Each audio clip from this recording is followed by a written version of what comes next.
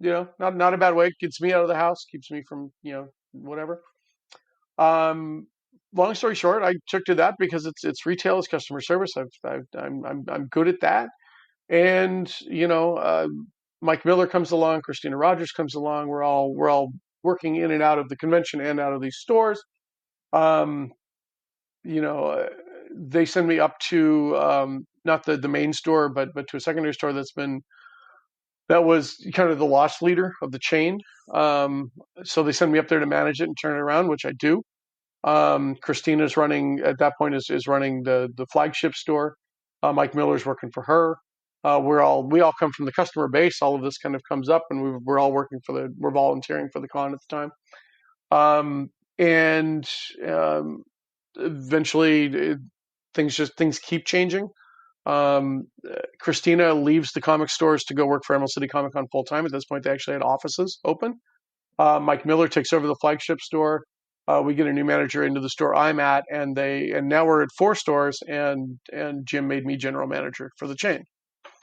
So now I'm running all 4 stores. I'm overseeing all that, and I'm on the road and doing all those things. So we're doing all that. Plus, now I'm doing the booking for Emerald City Comic Con for the celebs. So now I'm starting to develop the relationships that way and doing that stuff. And so it was a lot of work. It was a lot of miles and wear and tear and sleepless nights. But I mean, it was good because that show just kept growing, and those stores were doing bananas. We managed to win Best of Western Washington twice in a row, 2 years in a row.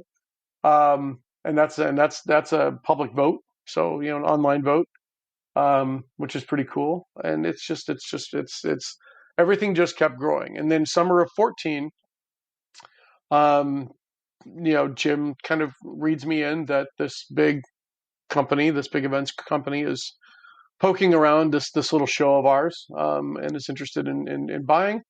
And so he basically we shift me out of the stores entirely, and now I've got an office at the Emerald City Comic Con offices, and now I am the full time celebrity operations director. And that was more or less to kind of put me in the crosshairs for ReedPop when that happened.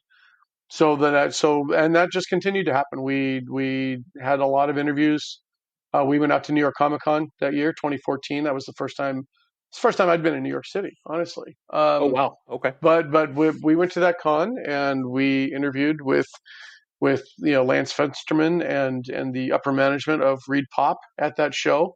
When in a couple different circles, a couple weeks later, we were back in Norwalk doing the rounds through the office, and being interviewed by literally everybody. Um, and as I think back on it, and not just because of the pandemic, but as I think back on it, like I think every single person I interviewed with in that cycle, with the exception I think of Lance and Kiskin, are all gone now. but It's nuts, right? Like but it's wild. yeah, no, it's a little crazy. But so we did all that, and then towards the end of the year, Lance and Kiskin came out to us, and we did another round of interviews, and I was offered the job of a lifetime, quite frankly, to do what I do for Emerald City Comic Con, but to do it for ReedPop, and to do it for New York Comic Con and C2E2, and to be helping out the global portfolio, which at the time was growing. And of course, I couldn't say no to that. Like I'd be a fool, right? So So West Coast kid, Juneau, Alaska, to Seattle, to Tacoma, to Seattle. This has got to be a bit of a culture shock for both you and your wife, packing up and moving to the East Coast. I mean, I'm from the Midwest, and when I moved to the East Coast, it was bad enough. What was that transition like for you? You pack everything up, you head out there.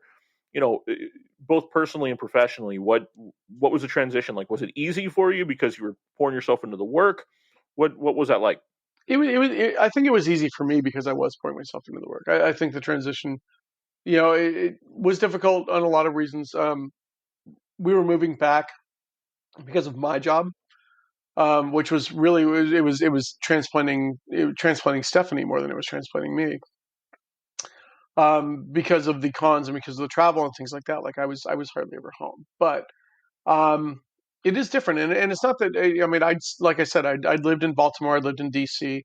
I was familiar with the cities. We lived in Pittsburgh for a little bit, um, and we'd lived in Seattle for long enough that we lived in the suburbs, but we were in the city all the time. So I mean, as far as the city goes, like New York wasn't that daunting to us, right? Have Google Maps will travel, and Metro North gets you into the city, and we can walk forever from there, or take a cab, or do whatever. Like none of that was too daunting. So that wasn't the worst part. The hardest part about being in Connecticut, where we still are now, really is just being further away from family. My folks are still up in Alaska. I still have family in Seattle. My brother and his family live in the Southwest in New Mexico. Um, so that's really kind of the difficult part. But the transition itself wasn't. I mean, personally, it was a little difficult. Professionally, also a little difficult. I mean, there was a learning curve, and Reed Pop was doing things differently than we were used to, and so we had to find a compromise. We had to find a happy medium, and it worked out. And over the years, things were a little bumpy. Things get better. Things get a little bumpy. Things get better, and that's just the natural state of things. I think when things really started to change a little bit was there were two, three, four, five of us that came back from Emerald City Comic Con, out of the seven that possibly could. The only it was Jim Giannakos, his wife Andrea, Christina Rogers, Mike Miller, and myself. We were all hired on by Reed Pop for various things. Um, Andrea did a 1 year contract and then left the company.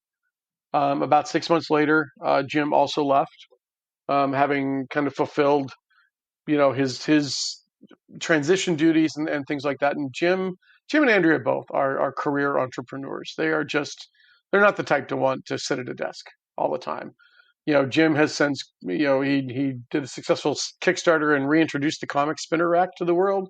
He now has Lightbox Expo, which is really just a big fancy artist alley, but it's very, very art and very, craft centric, which I think is really cool. And this last year he did a virtual con, as most conventions did, that included a 3D show floor, which was just fantastic. And now some of his friends are like kind of starting that as a new business. And Andrea has become White Squirrel, which is a shipping and receiving merchandise company for a ton of comic book artists and writers and things like that, who are selling pins and stickers and T-shirts and prints and things like that. And so she's basically become their warehouse, and I think that is just the most fabulous thing. About a year after that, Mike Miller moved on to greater things. Went back to Seattle. He was done with the East Coast. And then it was just me and Christina. And then unfortunately, this last fall, just a few months ago, series of redundancies in the live event industry unfortunately have me no longer with Repop, which is too bad. But Christina's still there, and she's basically running the entire convention portfolio and living her best life. And I'm super happy about that. She really found exactly where she wanted to be out here, and I think that's great. So professionally, it was really, really good up until December of 2020. But that is what it is. That was a business decision that had nothing to do. That was nothing personal and nothing like that. I don't envy those of you left at Reed Pop, but at the same time, I'm very, very jealous. I'm actually very, very jealous that you are going to be reinventing the wheel to a certain degree. And I am jealous that I'm not going to be a part of that. If there was any group of people that I would die in the trenches for, it is you guys. And that's where I always thrived in the foxhole with you guys. And so I'm just hoping I can't wait to see what happens next. It's going to be very interesting. Let's say 10 months ahead of us here, just to see what happens next. And same goes. It's where I've watched you thrive. I've learned so much about work ethic from watching you at these events, and your ability to push through. When you're live at an event and everything's on the line, and I know that sounds a bit melodramatic, but in the moment, that's what it feels like. There's not a lot of other people who thrive under pressure. Excuse me, easy for me to say, thrive under pressure like you do. This, though, is a podcast about doing things really well, and a lot of our conversation from here on is going to focus on your work at ReedPop, but I think the importance of being genuine can't be underestimated. And I mentioned it in the intro, but there aren't many people that do that well. And it's what I kind of want to use as a through line in our conversation about how that has helped you in the role that you had at ReedPop and obviously with Emerald City ahead of that. You're among the most genuine people I've ever encountered. It's not, like I say, it's not an easy thing to be genuine all the time. Where does that come from in you? Is that the way you were brought up? Is it something that you just found?